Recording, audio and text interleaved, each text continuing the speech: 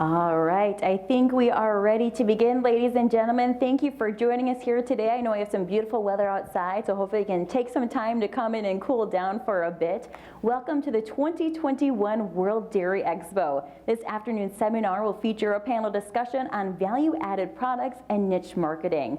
One of the constant challenges dairy producers face is price volatility.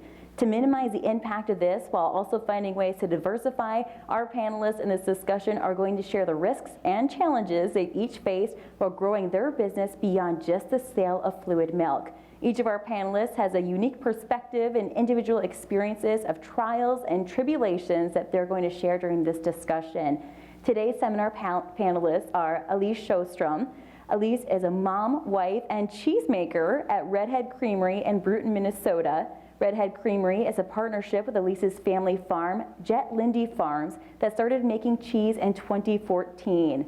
For the past 12 years, Chris Casiello has led the creation and operation of Arethusa Farm Dairy in Litchfield, Connecticut. Chris has helped create the most diverse line of dairy products in the state, taking raw milk from Arethusa's herd and building a brand around flavor and quality for ice cream, cheese, and cultured products. Now, unfortunately, Garry Hansen, the owner and operator of Lady Lane Farm in Molina, Oregon, was scheduled to join us, but unfortunately he was not able to make it to Madison today. And my name is Kaitlyn Riley. I'm the Director of Communications and Outreach for the Wisconsin Beef Council, but I was raised on a dairy farm in southwest Wisconsin where my parents milked about 70 registered Jersey cattle. We recently sold them in April and are transitioning to our beef herd in our next adventure. And I was recently the 71st Alise in Dairyland, where I had the opportunity to promote all the different commodities across the state of Wisconsin. And I'm honored to be able to be here today to learn, along with all of you, about different ways to increase the value of the products that you folks work so hard to create. And so we're going to start with our panelists just by getting a little bit more information about how they started their businesses. But I do want to say that we want this to be interactive. We met before coming here today, and our panelists said that they want to make sure they're giving the information that you want to know since you're giving your time to be here. So if you have a question, please feel free to raise your hand. If you need to come closer, you can. If you want to shout more loudly, or if you need me to come to you to echo the question, please feel free to do so. And Alise or Chris, I guess whichever one of you wants to take it first, let's start with talking about starting your business, taking that leap, because that's not a free endeavor. And what do the financials look like when you're doing something like this? Well, you're very right about that. I am told that I am unique in that I decided I wanted to make cheese when I was 16 and knew that I wanted to do it on my parents' farm. And so the concept of the finances and all of that, I wasn't even thinking about at that time. I was just thinking, how do I figure out how to do this? So I actually studied food marketing at the University of Minnesota. As I was told, anyone can learn how to make cheese, but getting it sold is the hardest part. So I still believe that's very true, though I don't know that anyone can make cheese, but they can try. So, I am number 3 of 4 redheads, 4 redheaded daughters in my family, and we were all very involved in 4-H and showing dairy cattle and just everything dairy promotion. My mom was the chairwoman of the Minnesota Milk Promotion Board, so all of the promotion side of things was kind of engraved in my blood. And I actually went on the 4-H dairy conference trip here in Madison and visited Crave Brothers Cheese when I was a senior in high school, and realized how they're pumping the milk right across the road to their cheese plants, still are today. And it was 3 brothers that were doing this, and I felt like, this is it. This is what I'm gonna do. So literally declared when I got home that we will be making cheese someday. My parents figured, you figure it out, we'll keep milking cows, someday we'll make this work. So on the finance end of things, our farm really, the equity of our farm is still helping the creamery to run. We work very closely with our bank. We're part of the credit union, and that has been extremely supportive of what we do. And through the challenges of us getting started, I did a lot of the planning and the figuring out which equipment to use and all of that based on experiences that I had. and didn't know everything, obviously, and still don't. And there were some financial struggles we went through because of that. We had a plumber who thought they knew what they were doing and didn't. And so our insurance provider questioned if they should still cover us for a couple of times because the plumber blew up our cheese vat twice. And so little things like that they'll build up, and you question if you made the right decision in life. But when you have the heart and the drive to get something done, eventually you make the finances and all of that work. But reaching out to programs that are available, the Minnesota is extremely supportive in value-added products and creating that culture and that environment. I lived in Vermont for a couple of years and lived in that whole cheese and beer and everything being just normal, and we loved it, and wanting to bring more of that back to Minnesota. So working with our state, with their grant programs, working with DBIA and their programs that they've had recently, and even the federal value-added grant that's available to value-added producers is extremely important to be aware of all of those for financing and take advantage of those programs in order to keep rolling and functioning as a startup business. I'll stop there and let Chris get going a little bit. How long did it take you to become profitable? Like, what was the time frame? Chris had just asked what the time frame Yes. was for her to become profitable. And I would say last year, which was year 6, I was not worried about paying my bills. So it took about that long. Hi, guys. So I'm coming at it from a little different angle. I started in agriculture, managing a small dairy farm in my hometown after I had come back from a separate career. Learned how to pasteurize milk and was getting into making dairy products and cheese. I did that for about 10 years, and then a couple of shoe executives from New York City owned a farm in Litchfield, Connecticut, and did very well with genetics and show cows. Arethusa had the top 2 cows in the country, and it was 2006, right? 2004, 2006 with Melanie and Veronica. And they were ready to take the next step and move into creating their own products from the milk that they were creating. So they brought me on, they pulled me out of that small farm, and we dialed up what I was doing there times 10. We bought a small brick, the old firehouse in town on Main Street, and spent a year renovating that. And we were lucky enough to be well capitalized and and unencumbered by knowing the pitfalls of what was coming ahead, right? So we jumped in with both feet, started with fluid milk, bottled a full line of fluid milk. Had made yogurt in the past and cheese, so we branched out to yogurt, and then the ice cream followed next, and then we started with a full line of cheeses. We do butter and sour cream as well. So we really wanted to have our model be, like a hometown creamery from the 50s that made everything, and that really had a local following that we could count on all the time. So we were well capitalized from the beginning. There is a huge expense up front to building a dairy plant, obviously. It's gotten worse instead of better, but it's certainly doable. My suggestion would be to find a company with a lot of experience, because there's a lot of things you just don't think about and don't know. And we were lucky enough to have one that was pretty well, had a ton of experience in building dairy plants. We did a lot of work. We went out to Cray Brothers and visited every place we can. That's the first thing I think you should do, is go out and find a model that you like, and then try to copy that.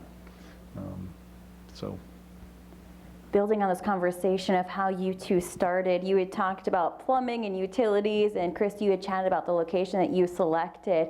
How important is it when you're trying to find people to work the utilities, or even finding your location? How important is that when you're just starting a business to be planning for 5, 10, 15 years down the road?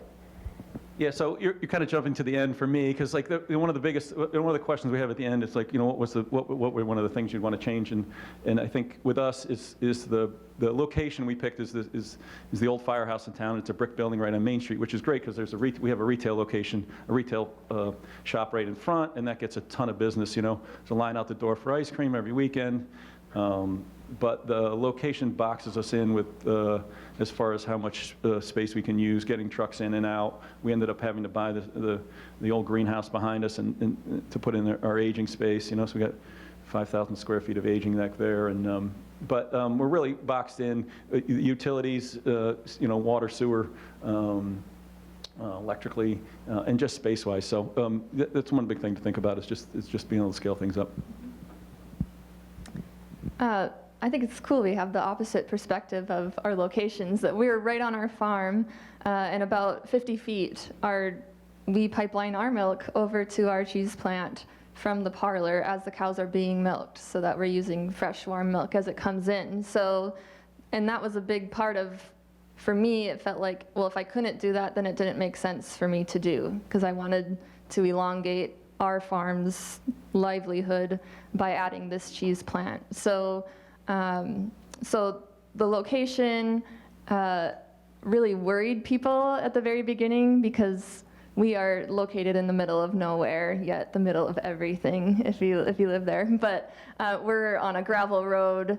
It takes about an hour to get to a larger city, and so our location was scary at first, but we've learned, for visitors wise, it's become a destination place, and people will drive at least 2 hours to get to us because they enjoy the drive out to the countryside. So that has actually been to our benefit, though we still wonder, what if we had a location in town?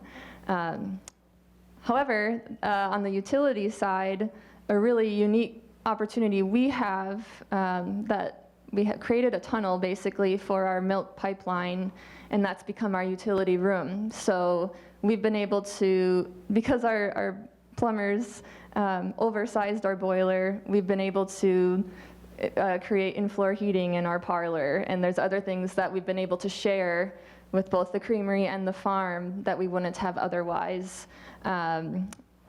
An issue we do have is with our electricity, that we're on the cusp of having to add another box, but we're at the end of the line for our electricity for our township. So it's borderline scary sometimes when we need to add another cooler because we don't know if it's gonna work. So things like that, where we're growing, we're adding on things, working really hard in creating relationships with our electrician, our plumber, our inspector, working with them closely and talking about the future of what we want to build so that they're on board with us as well is extremely important, because we want to do it right the first time. We don't want to rebuild things. So and with such different locations and dynamics, how has labor been? Have you been able to add on to your workforce as you succeed through your business, and are you able to find those individuals who are dedicated to your product as much as you are? We're in a really unique phase that I didn't expect to be in already for us. I'm basically in a managerial role at this point already, and we're in year 7 of our business. So we have 3 full-time employees, one who's a full-time cheesemaker that I trained to be a cheesemaker, and probably 4 to 6 part-time employees to help package cheese, run the retail store, a myriad of things. It's hard to find employees for everyone, right? And you want to get them on board with what you're doing because it's your life's work. And if they're not on board, then you don't need them to be part of it. But I've been really fortunate to have people that I've had relationships with already in the past who ran their own businesses or happened to find a job opening that we had, and they just happened to be the right fit. And so we've decided to stop hiring on experience and hire on personality. Do I want to work close with this person? Can I train them? Because we're never going to find an experienced cheesemaker or manufacturer in the middle of Minnesota. It just doesn't exist. So when we went to planning and zoning, when we bought our property and we were looking for how many employee parking spaces I needed, I told them 6.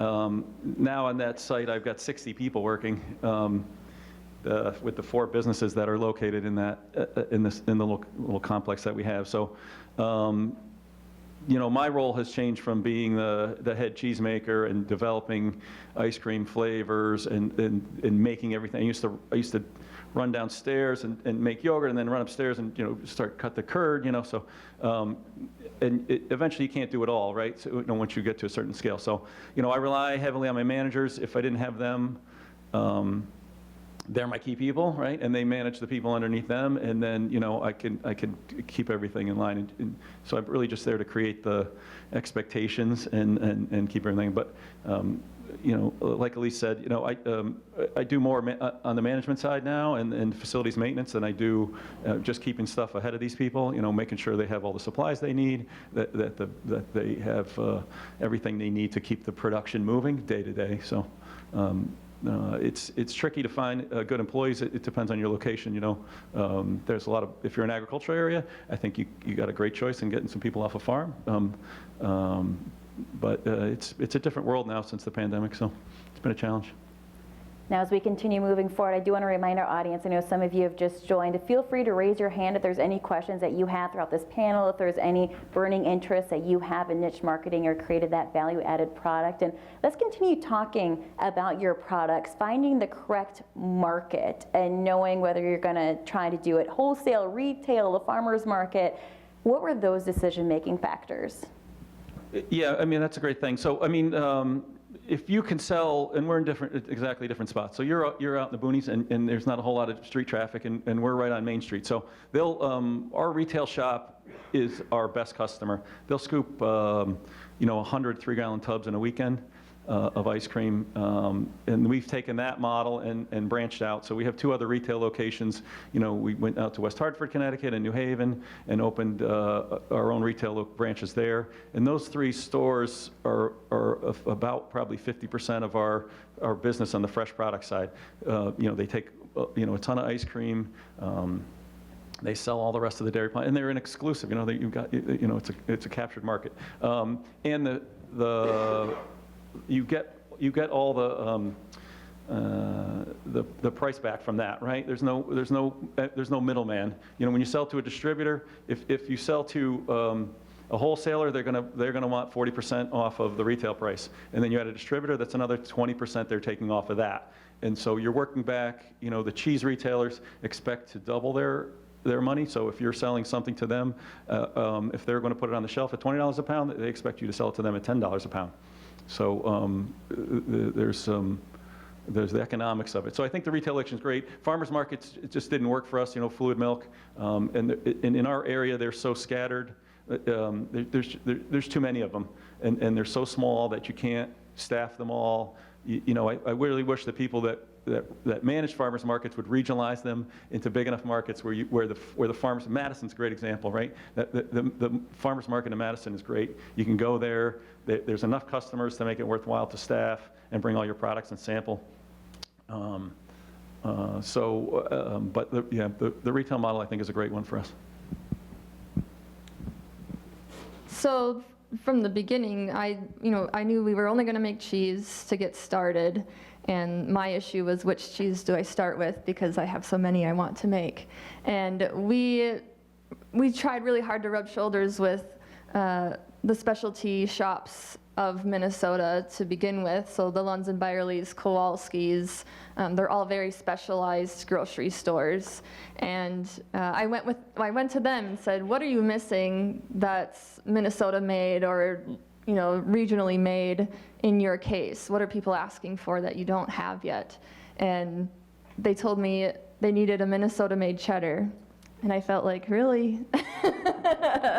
Of all things. But I figured if they're going to buy it, I should probably make it. So we ended up making a cloth-bound cave-aged cheddar so that at least it was something unique for the area. And of course, you know, when we first got going, we were making cheese 3 days a week, because we knew we needed to get that stuff aged in order to sell it. So it had to age for a minimum of 6 months before we could get it out the door. So we made cheese 3 days a week, and we were filling our cave.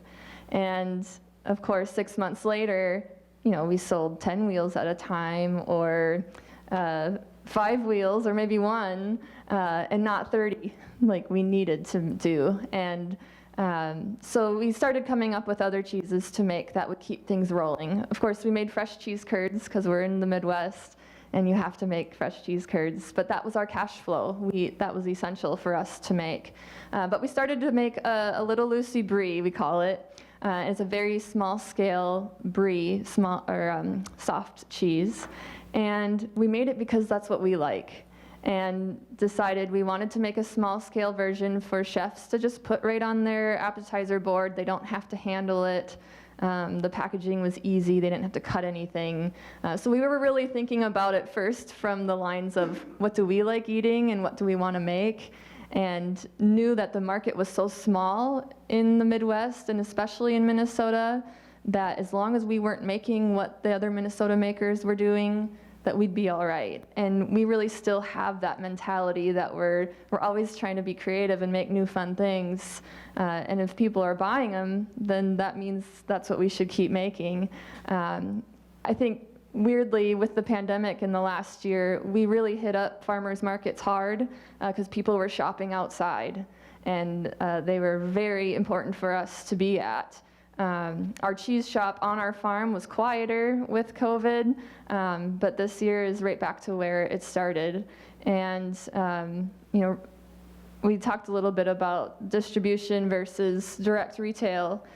We do work primarily with one main distributor, and right prior to COVID, I was thinking to myself, we really should diversify, otherwise if they dropped us, we would be in huge trouble. And COVID happened, and they didn't order for the first time ever, and it was like, what do we do? And my husband told me, I'm going to post on Facebook that we'll deliver fresh curds to the cities tonight. I'm like, okay. And so he posts that, and my phone is dinging like nobody's business, people wanting, they ordered fresh curds, and then they ordered all sorts of other things too that we didn't have cut or ready to go yet. So hence started our delivery service right when COVID happened. So we now have a refrigerated van. We deliver right to people's doors. Never something I imagined we'd be doing. But my point being, you gotta be flexible in this industry. If you're gonna be smaller scale, artisan, you gotta have that brain of thinking that way too, because your customer wants that, and they want you to be diverse and on your feet to work with them too. Chris, Alise addressed this, but how did Arethusa Dairy, how did you guys pivot in the pandemic? Was there anything that you needed to do, especially when you're used to selling those 300 gallons out of your store in a weekend? Yeah, so the pandemic was certainly tricky. So all our institutionalized business, the schools shut down, the restaurants shut down. So luckily, all that business went to the supermarkets, right? So our supermarket wholesale business jumped up 30%, and everything just went flat. That was okay for the fluid milk and the ice cream and the yogurts and stuff that we sold wholesale, but most of the cheese went out through distribution to restaurants and whatnot. So that fell off hard. So we switched to pre-cuts, that vacuum pack cheeses that they could sell directly out of the supermarkets, at a fixed weight. So we pushed that heavy. And that kind of floated us through. One of the benefits from the pandemic was the fact that so many new people had tried our product, and that 30% really stuck, that we gained from people trying our stuff in the supermarket when they were shopping, and then staying with it after. And how do you two maintain transparency with your consumers, whether it's consumers going out to your farm and picking it up, or consumers going into a retail store and seeing your brand? Yeah, so I've got a 20 by 20 glass window that looks into my plant from the retail store. So it doesn't get any more transparent than that. They're actually sitting there watching us make butter, yogurt, ice cream, everything right there, everything that happens in the plant. Social media is a great way. We put out anytime there's been some major changes with our farms recently, and we keep ahead of that by putting out press releases on social media, you know, and just word of mouth, and obviously training up our retail staff so that they know the talking points when people come in, because they come in and ask questions. So I think that's a huge thing. And transparency is you know, if you're selling and you're differentiating your product in the marketplace based on the fact that it's local, then transparency is everything, right? They want to come see the cows. That's why they're buying local. They want that open space out there. They want the farm to stay there, and they're buying local. So anything you can do to connect to them, you know, cute pictures of cows on Instagram works every time. Yes, it does. Like them, we have viewing windows right into our cheese plant. When we lived out in Vermont, we visited Farm City for Kids, and they had to have huge windows that you can view down into their cheese making facility, and it was like, we have to have this, and we do now. We have 3 large viewing windows that a 2-year-old could sit there and look right down and see everything we're doing, and we're right on the farm. So we actually provide dairy farm tours 2 days a week. That people can come, and we charge a fee for that. They come and they pay for it's either an hour to 2-hour long dairy farm tour, depending on who's giving the tour. And I kind of laugh because my dad gives a very long, detailed tour with all, that goes back to 1884, I think it is. So, but I mean, we like strive on that. We love bringing up the controversial questions about dairy, and we love telling them this is what we're doing and why we're doing it before they even have the chance to ask. And the questions we get and the excitement and gratitude people have for us saying what we do and why and showing them is really cool, and not necessarily something I expected. I always hoped for it.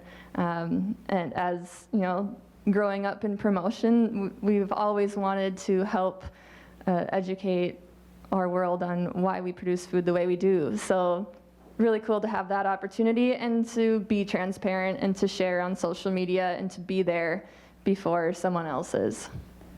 One of the key buzzwords that we see a lot of industries out there throwing out is sustainability. How does sustainability play a role not only in your connection with consumers, but also your profitability, whether it's effective waste disposal or creating co-products? Well, if you're not making money, you're not sustainable, right? Everyone forgets about the money part of it. But obviously, financially, environmentally, and socially, those are the key branches to being sustainable. And I think farmers in general, that's not even something they think about. It's just something they're doing because that's what we do, because we want to be here for a while.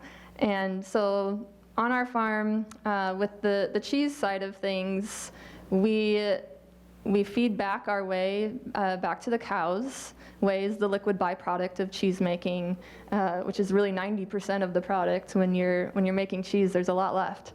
So we feed that back to our cows. We're actually in the process of doing research on creating a whey spirit out of that as well, and adding a whole additional place for people to come visit and explore the whole dairy agriculture world, which would be a really fun and new value-added product in itself. And then we were talking when we were not paying attention to the time and chatting outside. We were talking about what we do with our leftover cheese when there's cuts. You know, we're doing pre-cuts that we're sealing for stores to sell straight on their shelves. So you got this scrap cheese that's like perfectly good cheese, but it's not in the shape that the customer wants. So we're actually making frozen mac and cheese, or we made a pimento cheese that we make. It's a southern fun cheese spread. Just trying to be creative and creating new fun products that customers can buy out of that leftover cheese that you don't want to end up throwing to the compost. It will help. It's just icing on the cake when you can make those additional products.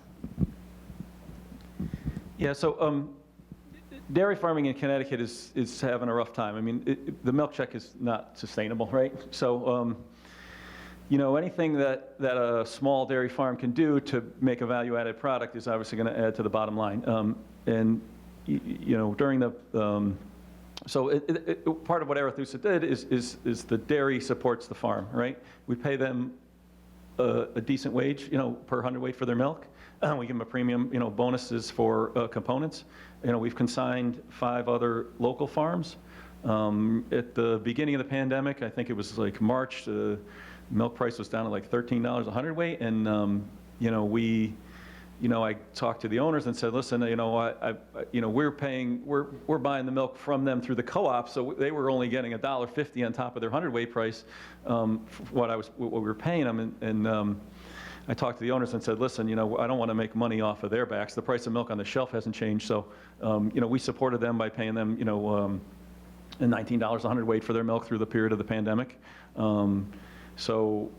I really think the retail model and making some value-added products is the only thing that's going to keep dairy in Connecticut. All the farms are consolidating into bigger and bigger farms, so a small family farm really needs that value-added product. You can sell retail raw milk in Connecticut, so some of the farmers have made some profit with that, but I think if they can turn the corner and make a value-added product, yogurt, ice cream, a cheese, or even, agritourism is huge in Connecticut. Switching over some stuff to a corn maze, pumpkin patch. They're hosting weddings on the farm. The state of Connecticut, Department of Ag has really gotten behind some of that now to try to keep this space from being developed. And Chris, I stole your thunder earlier about the location, but as you guys mentioned, a key part of sustainability is profitability, being economically sustainable. What's the importance of setting goals to be profitable? I know you'd mentioned at the location when you guys bought the place, weren't quite expecting the business to boom as much as it had. No, not at all. I mean, the retail. I fought with the owners about the retail space. I had come from a farm that we had a little retail shop, and I called it the dairy annex. And there was a window through our dairy was. The dairy was like a big closet, really. So, and there was a window through that, and the other side was the dairy annex. And we sold milk and stuff locally. And I literally had a coffee can in there that people would put milk in and make change out of. And by the time I left, that coffee can was making more money than all the school programs through local sales. So. That retail model is great if you can sell stuff directly on the farm. We never expected that to be, in the ice cream shop, to be as big as it was. I fought with the owners about even having that space there. They wanted to keep it a part of the dairy plant. So, on-farm sales, if you can do it, if you have a location that you can get people in, those sales are 100% of that money's coming into your pocket. I mean, you're going to have to staff that in some way, shape, or form, but that's a small price to pay for keeping that 40% in your pocket rather than having it go out to the wholesaler. Alise, anything to add to that about the importance of setting a goal to be sustainable when starting a business, or setting a goal to be profitable? No, that's great. It took us a couple, obviously in cheese making, there's a long, slow learning curve, as you know. We're making cheeses at, they age out 18 months. So, you're trying that cheese at 6 months, and okay, it's on track, and then at 18 months is a great. There's a couple, we had a model of creating a diverse line of cheeses to be able to sell them all locally rather than have like one cheese that you had to sell nationally. I think Andy Hatch, is he Wisconsin? Andy Hatch threw cheese out for a year, right, before he made a cheese that he was willing to put out in the market. So, you want to have, and like Alise said, you want to have something that's bringing in cash in the meantime. And some of these fresh cheeses, I think, are a great way to go. A soft cheese that you can make, cheese curds, whatever the regional area. We made cheese curds. Nobody knew what they were. We couldn't sell them, So, but in Wisconsin or Minnesota, everybody wants cheese curds. So we do some fresh cheeses, a camembert style cheese, a washed rind cheese that we can turn around quick. It's a 3-week turnaround from start to finish. And so you want to have something like that in your lineup.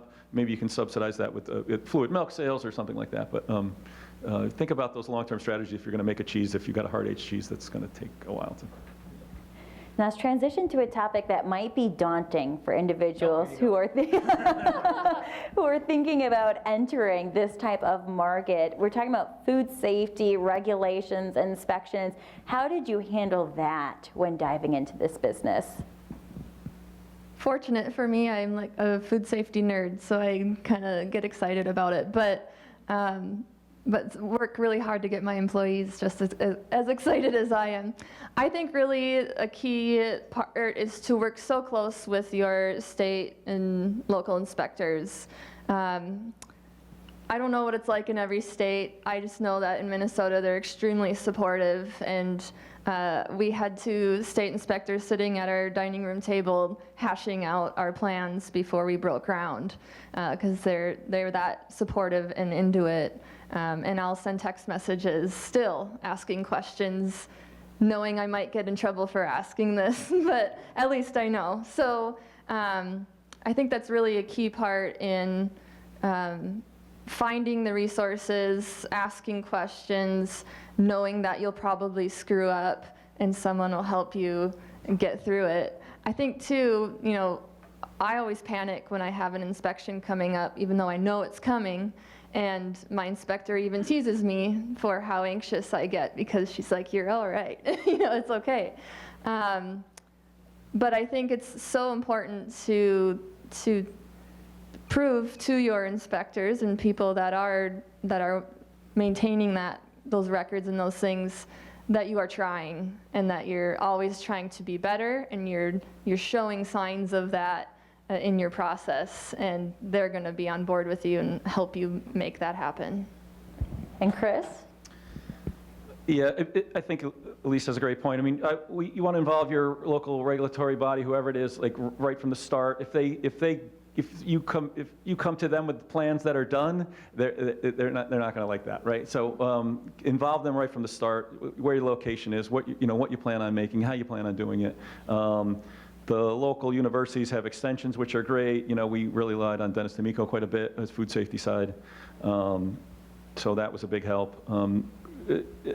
We get inspected by, I think it's six different regulatory agencies. There's Consumer Protection, there's from the Department of Health in Connecticut, we've got the FDA out of, cheese is one FDA, and then milk is a different FDA. It's nonstop. And then you got a third-party inspection, a third-party audit that you have to do if you want to ship, to any of the major retailers. So, for us, it's just a culture of food safety. It's a mentality that we have. I'm also, a food safety nerd.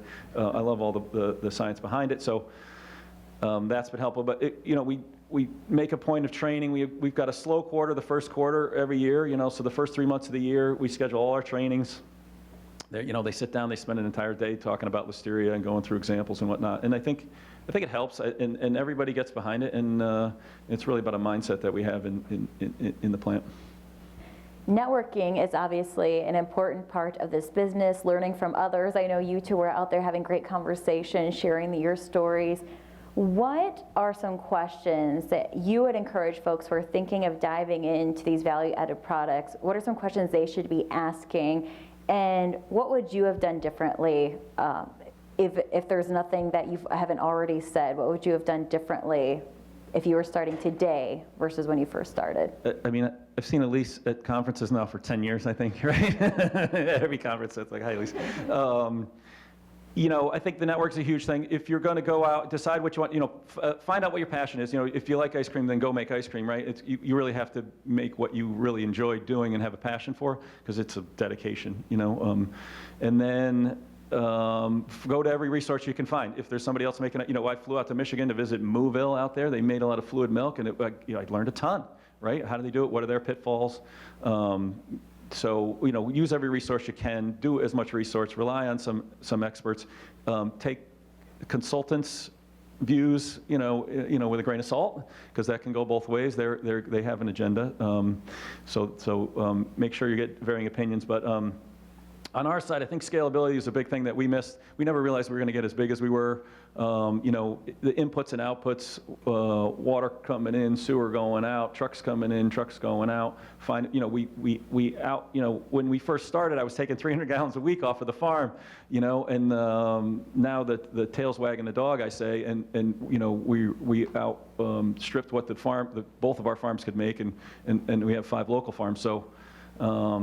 Scalability is a big thing. If you plan on building a space, I would just double the floor plan immediately, because you don't know what you're going to do. You have to be flexible. If you need a piece of equipment brought in and you don't have the space for it, building out is going to be a huge expense. So make the floor plan bigger than you think. Give yourself the flexibility with the utilities, the water, the heat, the stuff like the boilers and stuff like that, so that you can turn course if you need to and make something different or add a new line.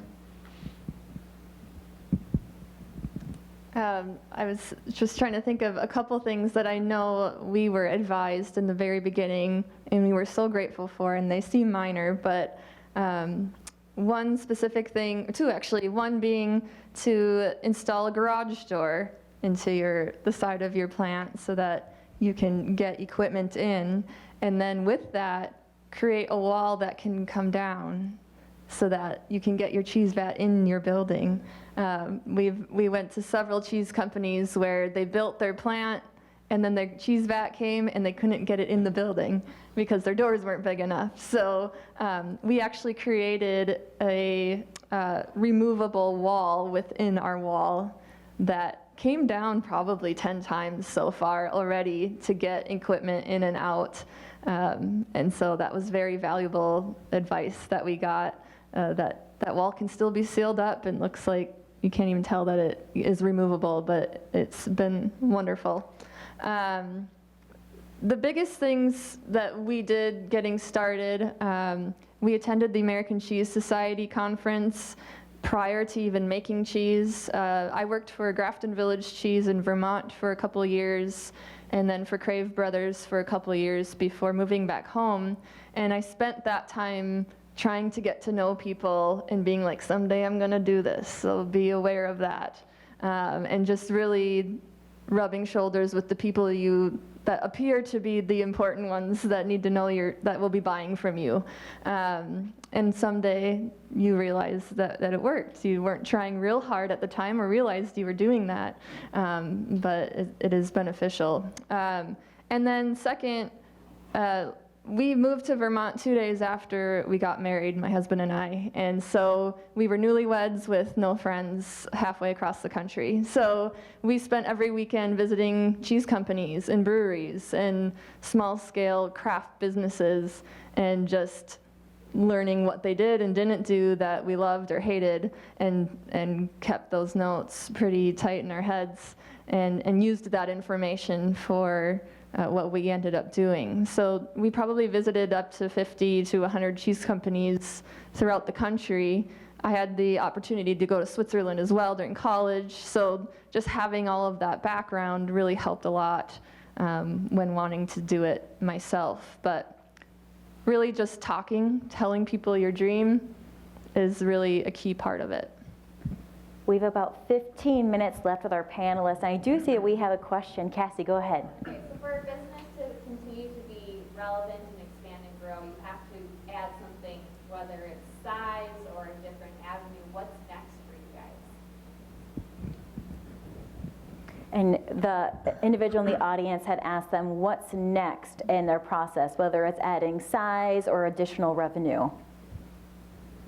Yeah, so for us, we're at a point where we're reaching a reasonable production capacity in our plant. So it's a big step either to move into a new plant or cap our growth where it is. We built our cheese plant is on the second floor of the firehouse, which is awkward and limiting in size. Thankfully, we have the cheese caves, but there's a lot of scalability issues, just moving stuff back and forth. I know Jasper Hill has got the same issues. They've got the cheese plant one place and the cave someplace else. So for us, we just want to increase our local market as much as possible. Add to where the margins are good.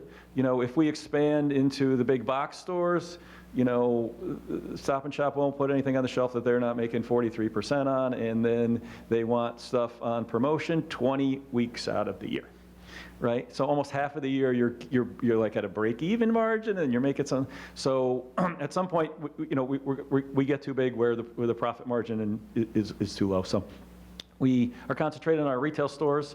I think those are great profit centers for us. I can make a ton of different flavors and specialty stuff for them, and I don't have to go through all the rigmarole of getting it through the SKUs at some chain store. So just fun in-house stuff, creating those local markets as much as we can, and really enjoying what we've created at this point.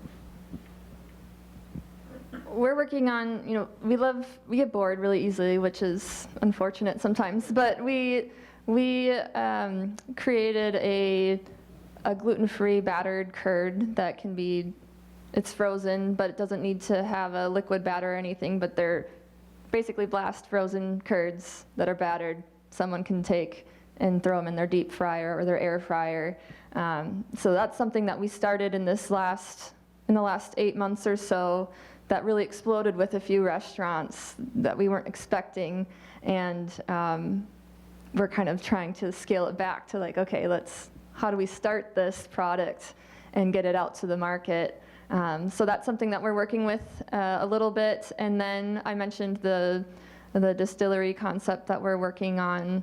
So really diversifying within our umbrella of business, but creating a whole new product and trying to get more people to our farm and creating more experiences for our customers, because that seems to really be where our margin and market is leading to. Do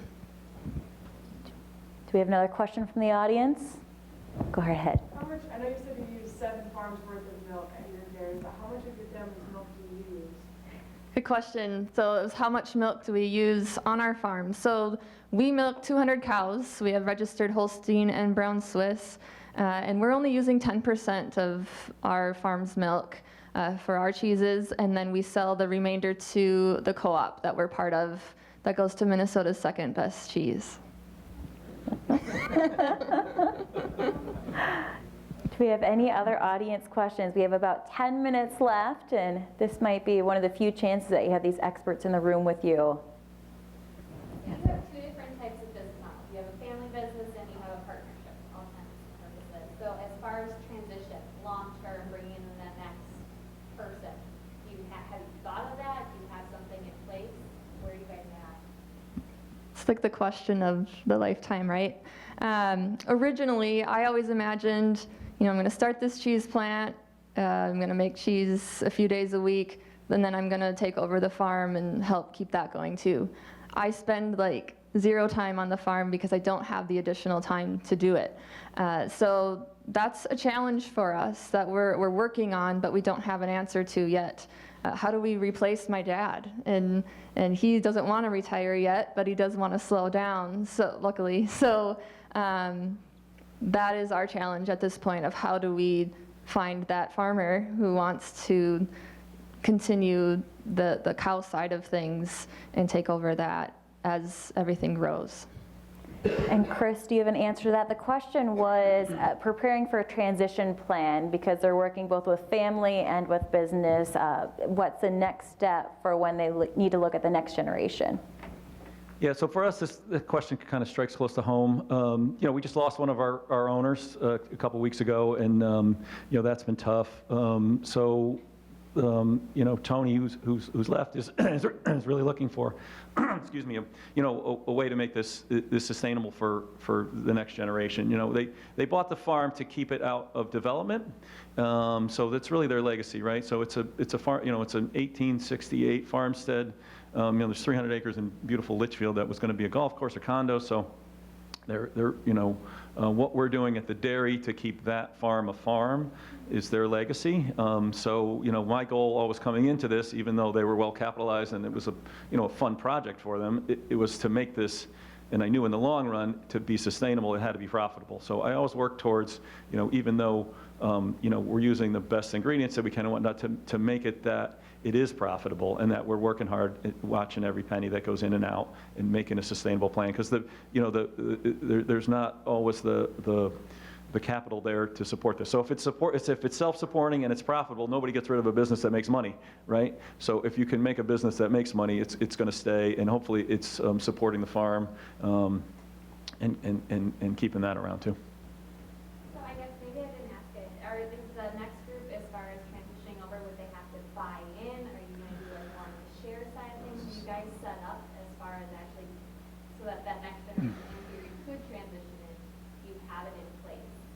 Yeah, well, for us, it's not in place. I think they are planning on creating, and hopefully they're going to create some kind of trust, with some kind of endowment, and that would maintain the farm, and then transition that farm over to some ecotourism that would maintain that, as well as, the milk check's not going to be enough to maintain that 300 acres, right?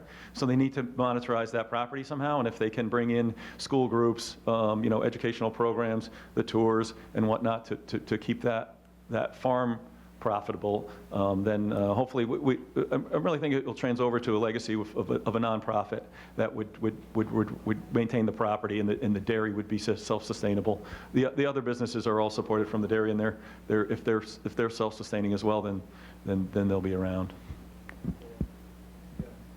We are in the phase of, we have a plan in place, but it's not perfect yet, and so it's continuously being overanalyzed and looked at to be like, does this make sense yet? And so my husband and I are continually buying in to the farm, as the creamery and the farm are run as two separate businesses by the same 4 people at different percentages. So the paperwork is there, but I don't know that we feel like this is exactly how it should go yet. So it's like, yeah, it's the question everybody wants an answer to. Young to be asking this. We didn't think about this when we were that age. We were like, whatever, just do it. It'll work. Yes. Where do you draw the line between like efficiency and transparency between the public eye? The question was, where do you draw the line between efficiency and transparency in the public eye? Can I ask you to elaborate on that a little bit? Yeah, so there are some things, especially on a farm, that you do have to keep behind closed doors in the public's eye, just because it can come off in the wrong perspective if they're not fully educated on the situation. So where do you draw that line between that transparency of making sure people are educated about it, but being efficient and sustainable about it? I guess in all honesty, I don't know that we hide anything. We've had several bus groups come through while cows are calving, and they end up naming that calf at the end of the day. It's terrifying because obviously that calf may not make it, or something could go terribly wrong. And there is that risk, and I think we use that as a teachable moment. It's scary because your life, your occupation's on the line, really, if that wrong person is on that bus. But that's what we do. We share it and we show You it. tell them if it's a boy calf, right? And then they say, why don't you let the calf nurse off its mother, right? So you have to have answers for all these questions. I spent 10 years working on a farm. I spent 10 years working on a farm. It was an education center. There was school groups there every day. They would wave at Farmer Chris through the window while I was eating my breakfast, right? So, there's a lot of people that aren't from rural areas, that don't have an agricultural background, that come in and they go, they want to save all the male calves, which you just can't do it, right? So there is a lot on the education side that you have to do, and I think it's just part of having a well thought out set program on how you manage your farm, and then sticking to it. You don't have to really hide anything. I mean, you don't want to have a down cow, out like while you have a tour, but you're going to have sick cows. You're going to have tough births. The vet's going to be there sometimes, but like she said, it's a teachable moment, and you just have to have a set policy, and everybody has to be behind it and doing the right things. That is all the time that we have for today, but I want to thank you all for engaging with Alise and Chris, and of course, thank you both for being here and sharing your knowledge. I encourage you all to continue networking at these events, asking these questions, and we appreciate you attending Value-Added Products and Niche Marketing. I hope you all enjoy your visit here to World Dairy Expo, and please remember on your way out, there are some evaluation forms if you could